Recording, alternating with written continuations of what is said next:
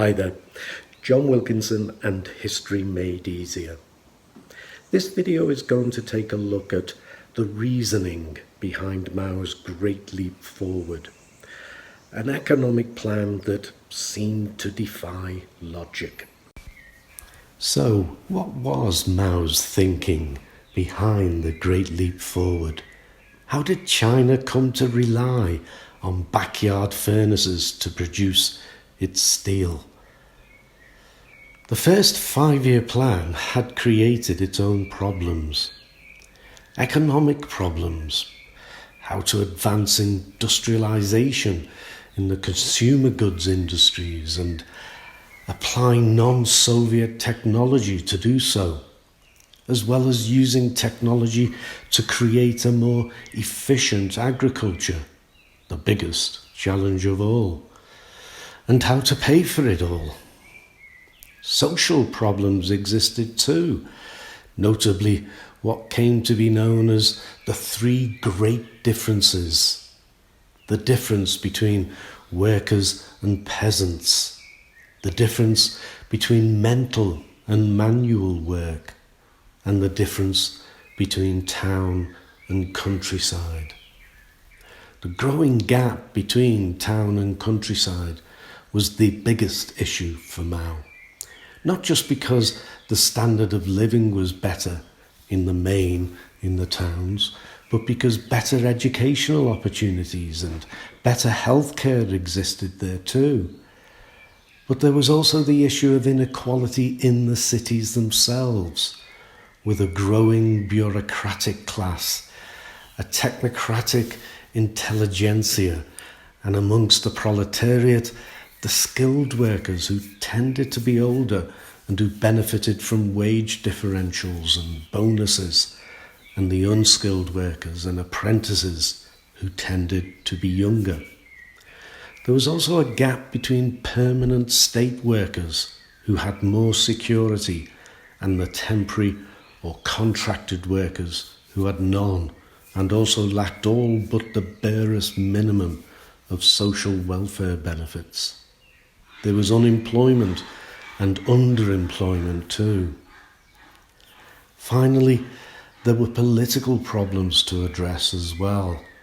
An over-reliance on support from the Soviet Union, the growing bureaucracy divorced from the people, a frustrated intelligentsia, and a frustration across the social strata with regard to the lack of democracy. The reliance on the Soviet Union had become a problem, and not just because of Khrushchev's secret speech and Mao's strained personal relations with the Soviet Union's leadership. Mao had long voiced his concern that China was over-reliant on Soviet technology. Not only did it lead to economic and political reliance, but it also created a psychological dependency, dampening creativity and initiative. This much would have been received with wide agreement throughout the party. However, Mao's response to find the solutions without the need of scientists and technicians playing the leading role seemed to most to be irrational. But following the 100 Flowers campaign, Mao now felt that a privileged technocratic elite had to be avoided. All of this, as well as the ideological challenges the next plan would need to resolve, it was no small task.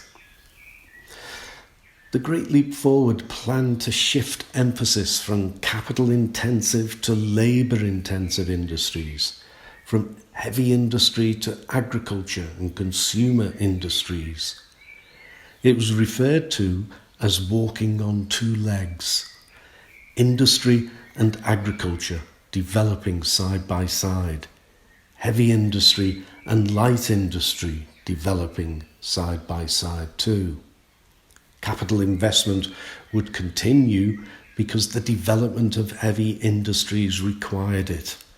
But in the Great Leap Forward, it wouldn't do so at the expense of the other sectors of the economy. walking on two legs was to provide the answer. Light industry will provide inexpensive consumer goods for the peasantry. This would motivate the peasants to increase agricultural production, which in turn would stimulate the further development of light industry and would also finance heavy industry. The key to success was that the vast labour supply had to be made into an advantage, not a problem. It would be done by using labour-intensive methods in agriculture and light industry, which would not require capital investment, so that investment could continue to be mostly directed towards heavy industry. This meant that light industry would be located in the countryside, where it had the additional advantages of using local resources, of being able to utilise slack seasons when agriculture wasn't so labour intensive.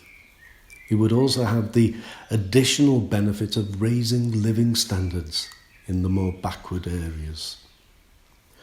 So Mao called on the people themselves to learn through their experiences on the job, and with study too, and become the technocrats of the future. Not experts, but Reds and experts. As he had done at Jiangxi and at Yan'an, Mao was looking to the people for an answer. Mao reflected on what the revolution in China had achieved, pointing out that at key points at Jiangxi, throughout the Long March, at Yan'an and beyond, the defeat of the Japanese and the nationalists had all been the result of a stronger will over superior numbers and resources. First and foremost, things are determined by people's hearts and minds, he said. It has always been like that in history. Mao was moving towards the conclusion that industrialization and equality with the Soviet Union and the West could be achieved by collective effort, an effort of national will, more than by science. He was also convinced it would cure the ills evident as a result of the first 5-year plan, an out-of-control bureaucracy, social inequalities, and the gulf between town and countryside. Mao's conviction as a populist voluntarist, his belief in the masses and their ideas, will and actions over determinism and the objective forces of Marxism was asserting itself again. For Mao's plan would not be in accord with Marx's objective forces of history. The Chinese people would instead seize the initiative themselves. The people would shape history for themselves. It reversed a major Marxist principle. Revolutionary consciousness would make the conditions for economic development, not the other way round as Marx had asserted. And in this great mass endeavour, the Chinese people will find fulfillment far and above any material rewards they might gain. China, he told the Central Committee in October 1957, would achieve the highest crop yields in the world. It would increase its steel production fourfold to 20 million tons annually in just 15 years.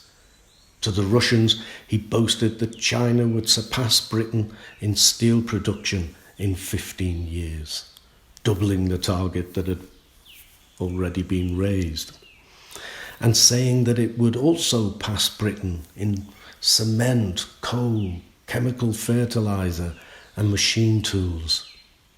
And as a bonus, he would get rid of the 4 great pests, not intellectuals, rightists, or the like, but sparrows, rats, flies and mosquitoes.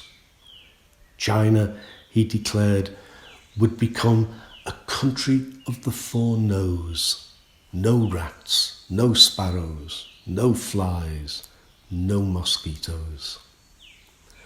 Mao's optimism was lifted by the apparent success of a nationwide irrigation scheme that had got underway during the winter.